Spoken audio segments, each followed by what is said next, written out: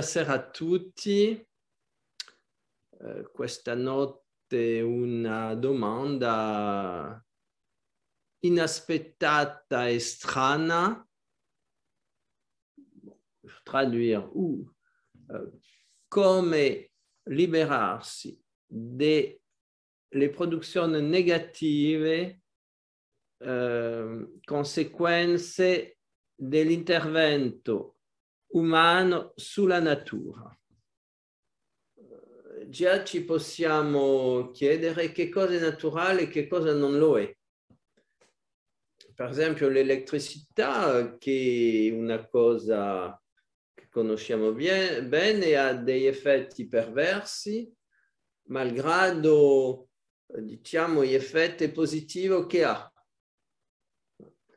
In ogni cosa c'è positivo, c'è negativo, come avere il discernimento per separare uno dall'altro. Per esempio l'elettricità ha provocato un cambio radicale nella vita degli esseri umani. Già solo con questo intervento la gente non ha più seguito il ritmo solare. Prima la gente si alzava e andava a letto più o meno con il sole. Con l'elettricità i giorni sono diventati molto più lunghi. Perciò ha provocato la possibilità, per esempio, di studiare molto più tempo la sera.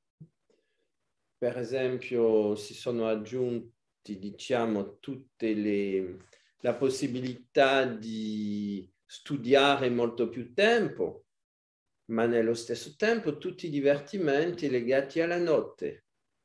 Qual è il percentaggio di positivo, qual è il percentaggio di negativo? Chi può rispondere a una tale domanda? Il riscaldamento. Prima c'era il camino. L'aumento del livello di conforto nelle case è stato gigantissimo. Nello stesso tempo la gente si è ammorbidita, nel senso ha perso energia. Nello stesso tempo tutte queste condizioni hanno aumentato la durata di vita dell'individuo. Per tutte queste invenzioni si può dire che, per prendere un termine alla moda, nella bilancia beneficio-rischio, il beneficio è stato più grande del rischio in una visione evolutiva. Ci sono comunque delle invenzioni che sono totalmente distruttive. Voilà, a livello delle cose distruttive siamo obbligati di pensare a tutto ciò che riguarda la guerra. E la guerra, diciamo, ha un fascio gigante di strumenti. Già avete questa, non so neanche che termine, questa pazzia totale chiamato la corsa agli armi. Nel corso della storia le armi hanno sempre preso il sopravvento sulla civiltà. È una delle uniche società che ha resistito per migliaia di anni l'Egitto. L'Egitto era riuscito a costruire un equilibrio armonico fra la saggezza, l'armonia e le armi. L'Egitto ha utilizzato la maggior parte del tempo le armi su un modo difensivo durante tutti questi migliaia di anni. Le armi sono diventate sempre più letali, mortali, e siamo arrivati all'epoca attuale di pazzia totale e assoluta. Siamo arrivati nel XX secolo, dove abbiamo assistito al fuoco di artificio della stupidità umana. Bisogna capire che dietro questo queste modalità distruttive ci sono delle entità negative. Ci sono le forze di luce che obbediscono all'amore e che hanno per scopo numero uno il servizio per gli altri, e le forze delle tenebre che hanno per obiettivo il servizio per sé e la dominazione. Le forze delle tenebre sono estremamente ingegnose. Per esempio, sono loro che vanno a creare tutti gli insetti che vanno a avvelenare la nostra vita, e sono gli insetti che trasportano la malattia. Le zanzare, le mosche, non so come si dice, le tic, tutti che succhiano il sangue particolarmente negli animali. Queste sono veramente creazioni delle forze oscure. Dietro c'è sempre la malattia.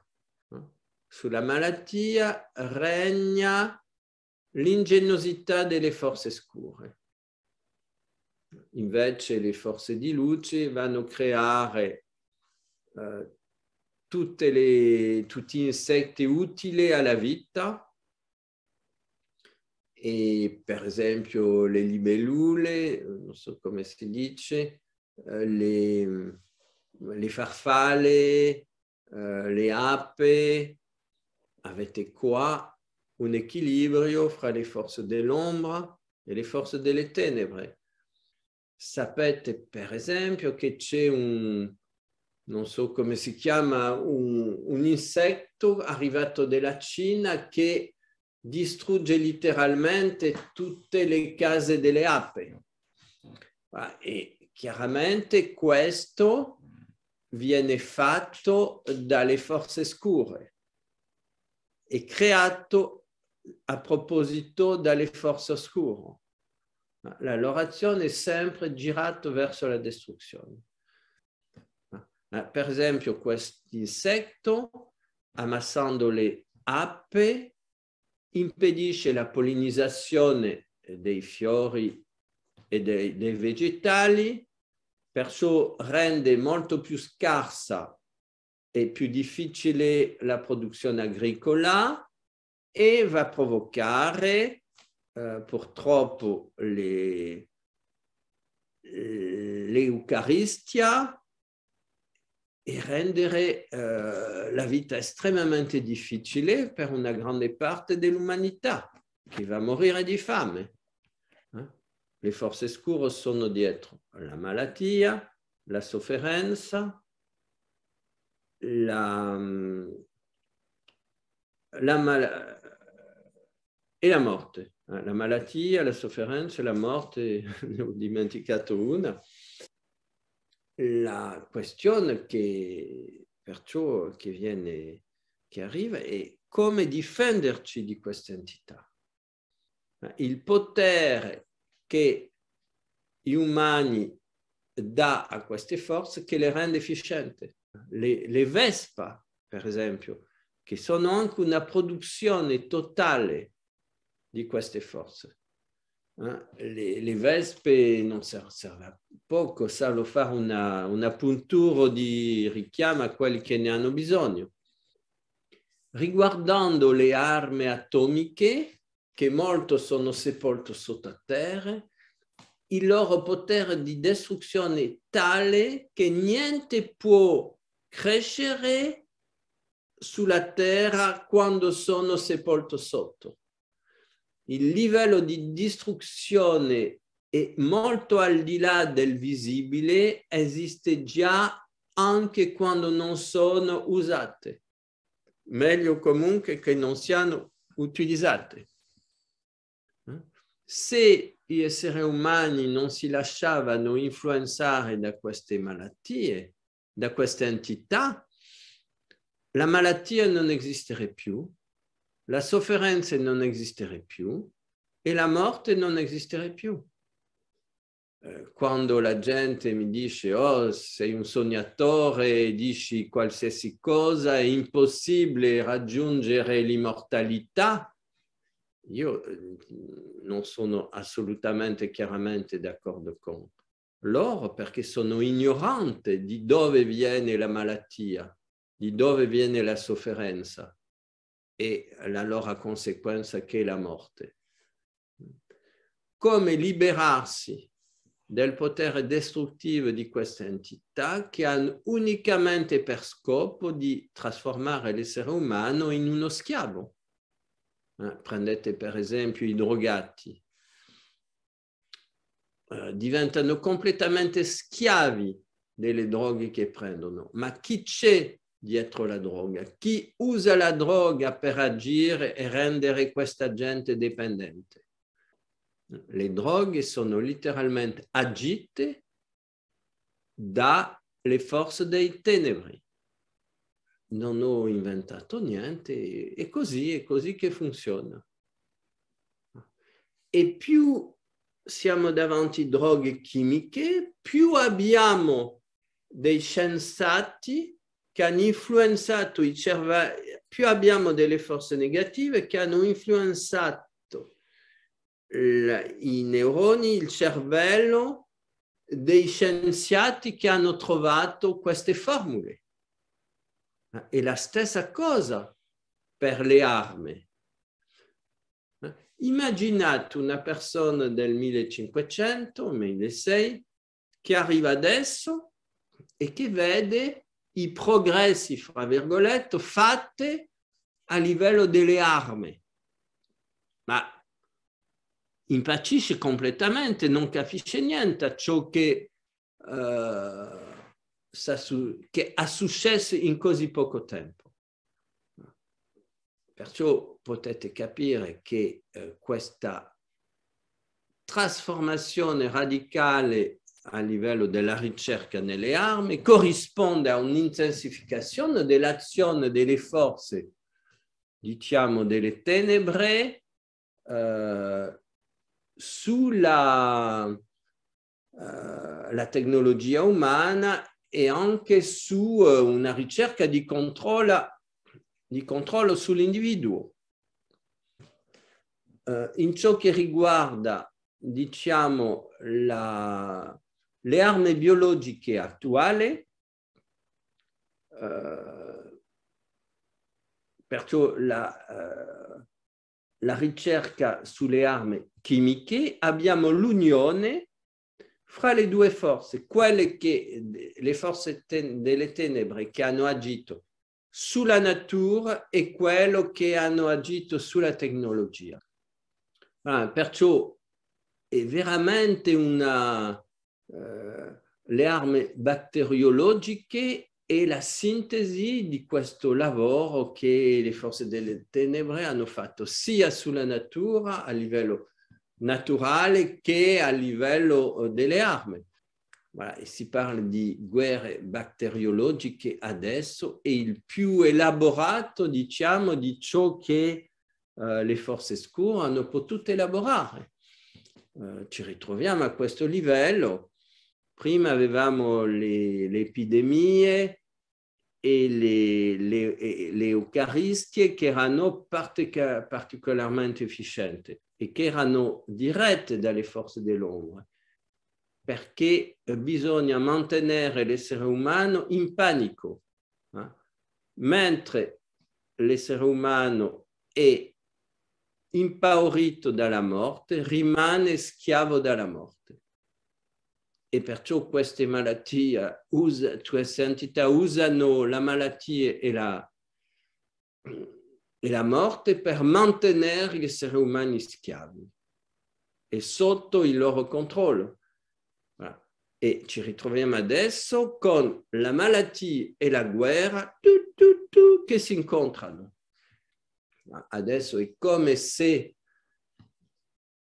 tutte le forze che hanno agito attraverso i secoli avessero concentrato i loro sforzi per concludere alla dominazione sull'essere umano. C'è una guerra feroce E queste forze hanno interesse, diciamo, hanno per scopo di trasformare l'essere umano, schiavizzare completamente l'essere umano per renderlo completamente schiavi al loro servizio e ne fare un alimento di quale si potrebbero nutrire, perché queste forze-là si alimentano della paura, della rabbia, del rancore, della paura degli esseri umani e la loro alimentazione. Partendo di qua, che cosa possiamo fare? Perciò la prima cosa che possiamo fare è intensificare il nostro legame con le forze di amore al servizio della vita. Vi ho comunicato queste formule magnifiche. Quando permanentemente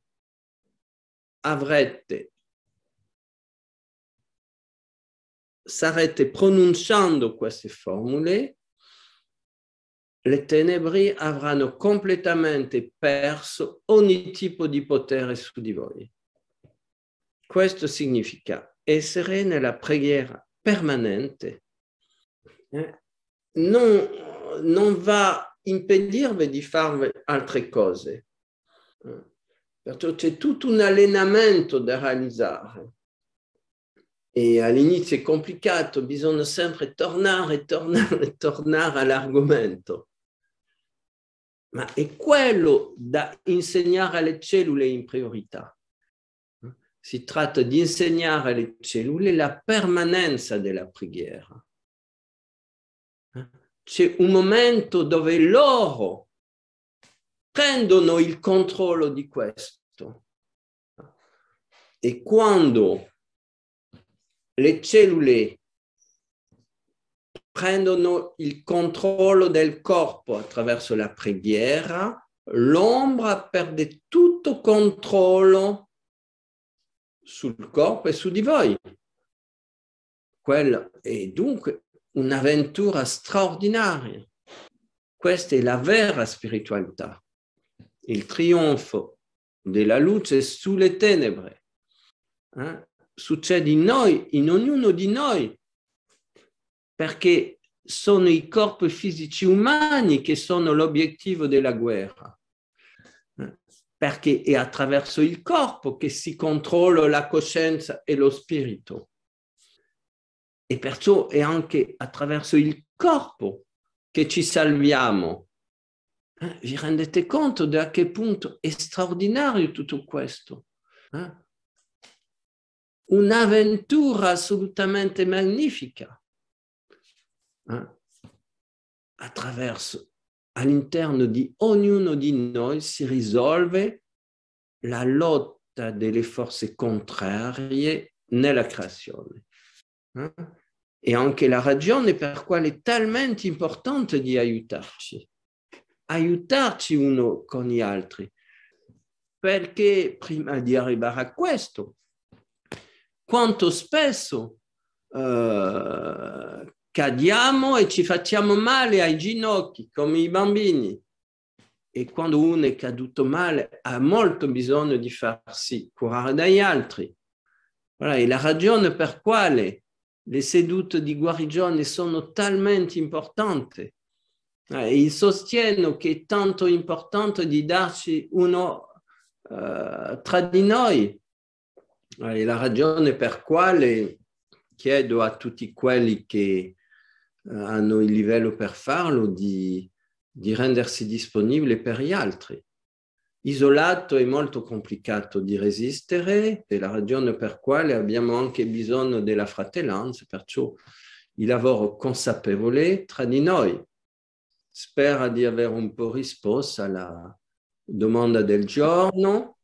Grazie a tutti per il vostro ascolto e perciò non obbligate di abbonarvi a questo canale e di appoggiare sul pollice in alto.